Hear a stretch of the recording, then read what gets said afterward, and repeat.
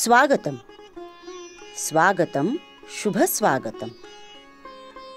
या कुंदेंदु तुषारहार धवला या शुभ्रवस्त्रावृता, अशा या शांत सुंदर सरस्वती देवीला वंदन करून विद्यारंभम करिष्यामी असे म्हणत पुण्याच्या मध्यवर्ती ठिकाणी असलेल्या महाराष्ट्र एज्युकेशन सोसायटीच्या नामवंत सौ विमलाबाई गरवारे प्रशालेत आपणा सर्वांचे मनापासून स्वागत. अरे वा, प्रवेशद्वाराचे रंगरूप अगदी पालटून गेले आहे की, पण आजूबाजूची बदामाची आंब्याची झाडे मात्र आपल्याला गतकाळात घेऊन जातात. सभागृहात पाऊल टाकताच स्वच्छ पारदर्शी सूर्यकिरण अनंत हातांनी आपल्याला पुनश्च बोलावत आहेत असे वाटते. किती छान आठवणी आहेत त्या. तो टेबल टेनिसचा सराव, ती गाजलेली स्नेहसंमेलने, ती ऐकलेली मोठमोठ्या वक्त्यांची भाषणे आणि समोरच्या भिंतीत शांत प्रेमळ मुद्रा असलेल्या सौ विमलाबाई गरवारे यांचा अर्धपुतळा.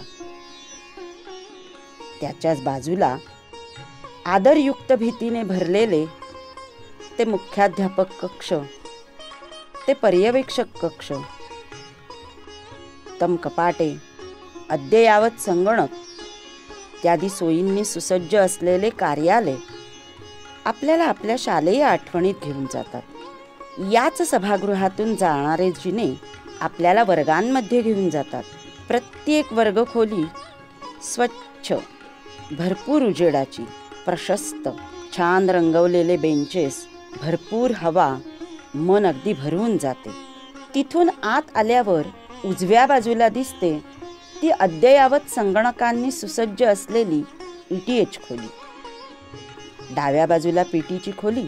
थोडे पुढे आल्यावर लक्ष वेधून घेते ती उत्तम रंगसंगतीने नटलेली प्रशालेची इमारत. नवीन बांधलेले मोठे स्टेज, पूर्ण मैदानावर केलेली पायऱ्यांची रचना, अनेक नामवंत कलाकार याच स्टेजवर घडतील हे नक्की. याच क्रीडांगणावरील NCC शिस्तबद्ध परेड, घोषाच्या वेगवेगळ्या रचना, गणपती उत्सवातील ढोल पथकाच्या सरावाने दुमदुमलेला परिसर, स्टेजच्या मागे असलेले विद्यार्थ्यांचे हक्काचे ठिकाण म्हणजे शिक्षक शिक्षिका खोली आणि भरपूर पुस्तकांचं ग्रंथालय. पूर्वीसारखेच, पण आता मात्र चकचकीत. दुसऱ्या मजल्यावरील ज्युनियर कॉलेजचे वर्ग, त्यामधील महत्त्वाचा बदल म्हणजे प्रत्येक खोलीतील LCD प्रोजेक्टर. या नवीन डिजिटल तंत्रज्ञानामुळे PPT, व्हिडिओ क्लिप्स बघून विषयाचे सूक्ष्म ज्ञान घ्यायला मदतच होईल आणि पुढच्या पिढ्या आणखी ज्ञानसंपन्न होतील. आपल्याच माजी विद्यार्थ्यांच्या भरघोस मदतीमुळे तिथे नवीन बाग पण दिसत आहे. दुसऱ्या मजल्यावरील अद्ययावत प्रयोगशाळा बघून डोळ्याचे अगदी पारणे फिटते.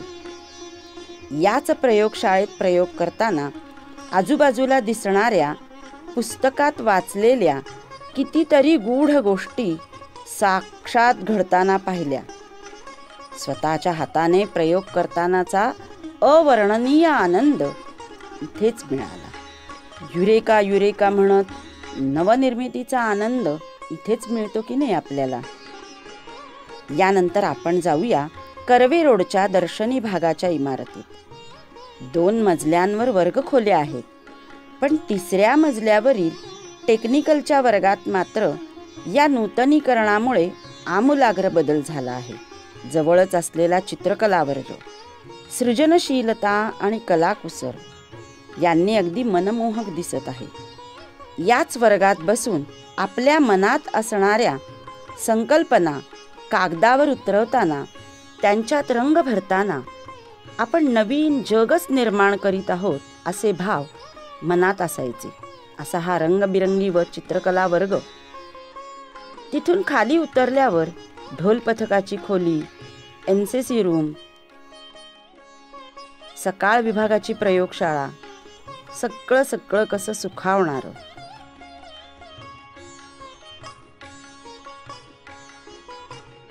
याच बरोबरीने विद्यार्थ्यांच्या आरोग्याची दक्षता घेण्यासाठी विद्यार्थिनींसाठी आणि विद्यार्थ्यांसाठी 2 वेगवेगळी स्वच्छ, प्रशस्त व हवेशीर स्वच्छतागृहे देखील बांधण्यात आलेली आहेत.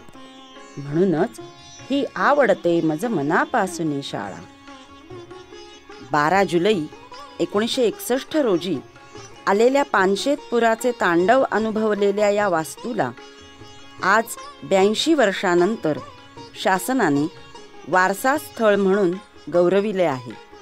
हे आपल्या दृष्टीने अभिमानाचीच गोष्ट आहे. याच आवडणाऱ्या शाळेचे अद्ययावत पद्धतीने नूतनीकरण जे करण्यात आले ते प्रसिद्ध उद्योगपती आणि गरवारे चॅरिटेबल ट्रस्टचे अध्यक्ष माननीय श्री शशिकांत गरवारे यांनी केलेल्या भरघोस आर्थिक मदतीमुळेच झाले आहे. खरोखरच आम्ही सर्वजण या त्यांच्या मदतीबद्दल त्यांचे कायम ऋणी आहोत. याच आवडणाऱ्या शाळेला आजही तिच्या आजी माजी विद्यार्थ्यांच्या सर्वतोपरी मदतीची आवश्यकता आहे.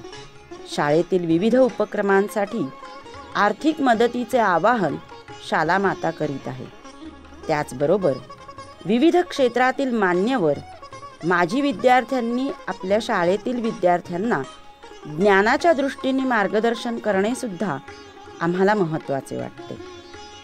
शाळेचा विकास हेच ध्येय असलेल्या माजी विद्यार्थ्यांपैकी कोणाला काही वेगळा उपक्रम जर शाळेत घ्यायचा असेल तर त्याचेही आम्ही स्वागतच करतो.